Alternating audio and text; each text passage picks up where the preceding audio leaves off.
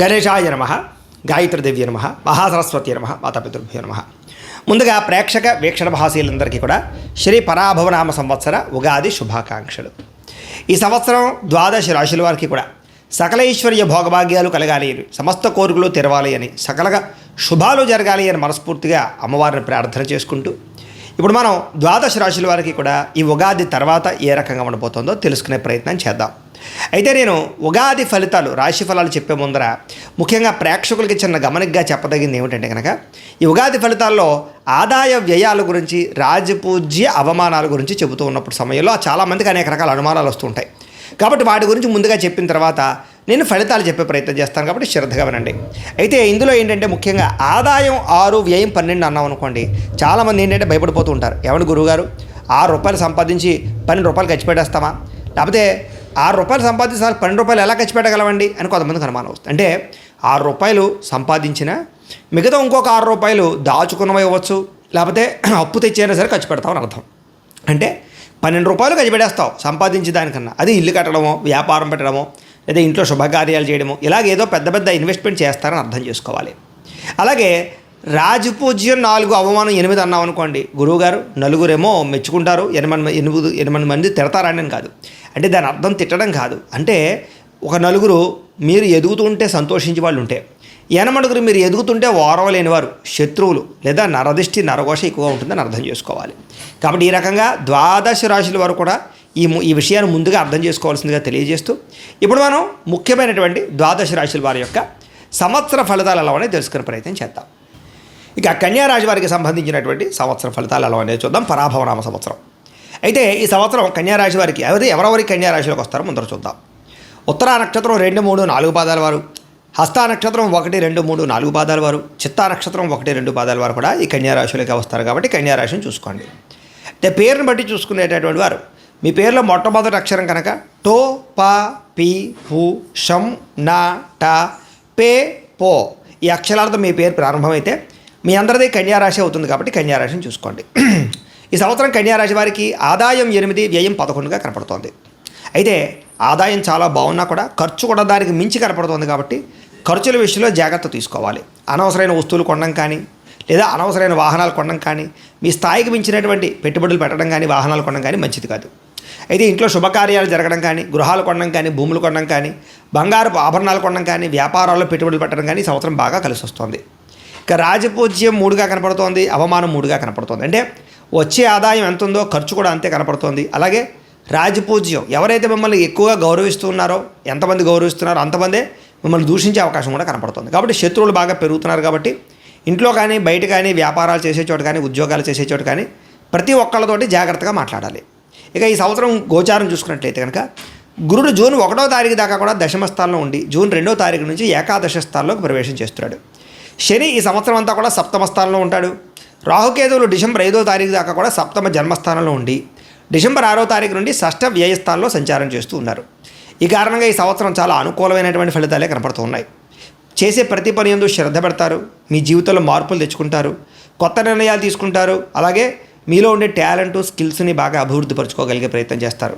బాగా సంపాదించాలని తపన పెరుగుతుంది, ఎదగాలన్న తపన పెరుగుతుంది, బద్ధకము, లేజినెస్ తగ్గుతాయి. అలాగే జీవితాన్ని మలుపు తిప్పే నిర్ణయాలు తీసుకోగలుగుతారని చెప్పచ్చు. ఇక ప్రైవేటు ఉద్యోగస్తులకి ఈ సంవత్సరం ఇంక్రిమెంట్లు, ప్రమోషన్లు, స్థాన బదిలీలు, అలాగే కోరుకున్న చోట్లకి ఉద్యోగ అవకాశాలు కనపడుతున్నాయి. ఉద్యోగుల ఎదుగుదలతో పాటుగా పై అధికారులు మెచ్చుకుంటారు, తోటి ఉద్యోగస్తులతోటి సఖ్యతగా మెలగలుగుతారని చెప్పచ్చు. ఉద్యోగపరంగా రాణింపు కనపడుతోంది.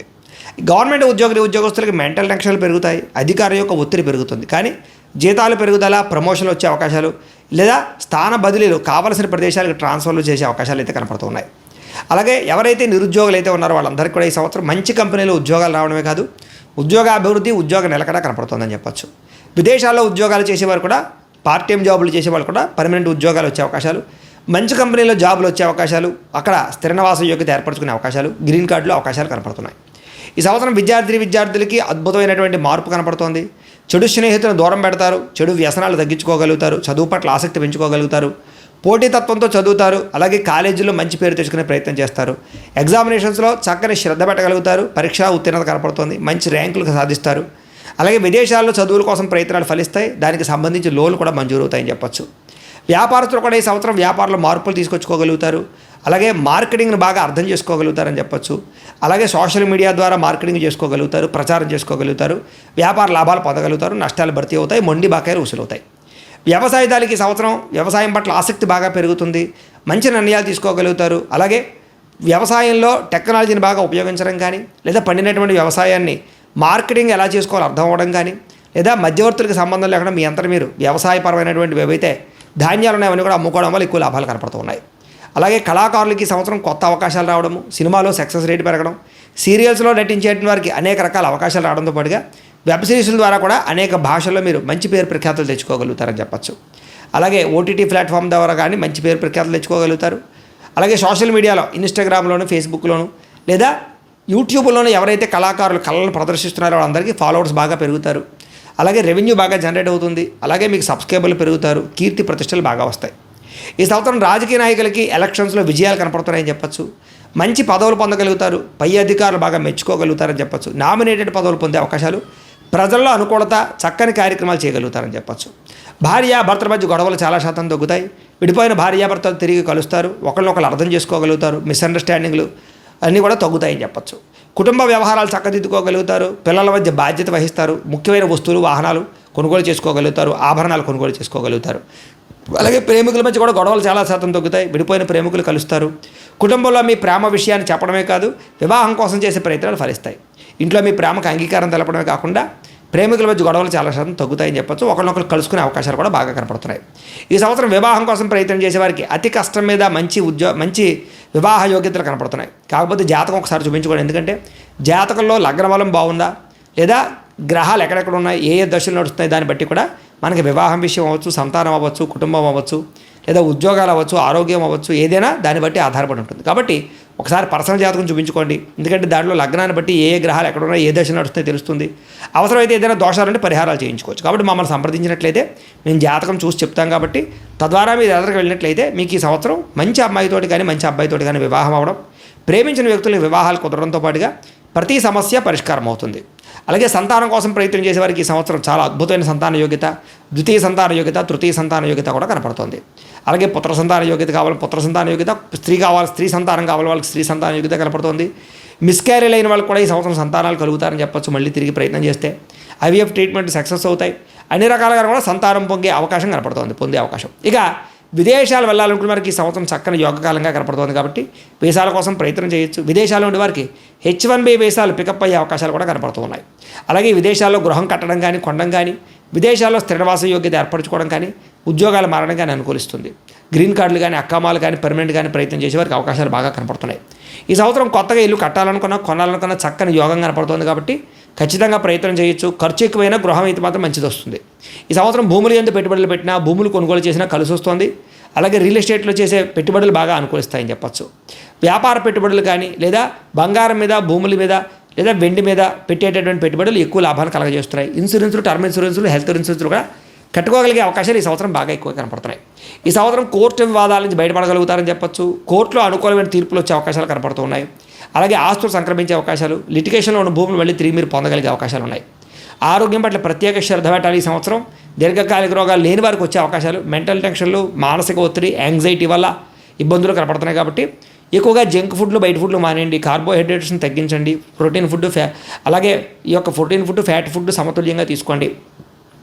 అలాగే ఫైబర్ ఫుడ్ని కూడా సమతుల్యంగా తీసుకోండి. చక్కగా వ్యాయామం ఖచ్చితంగా చేయండి. ఫోన్లు రాత్రి చూడకుండా ఎక్కువ నిద్రపోవడానికి ప్రయత్నం చేయండి.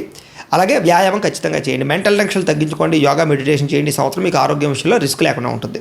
ఏదైనా ఆయిల్ ఫుడ్ మాత్రం పూర్తిగా తగ్గించండి.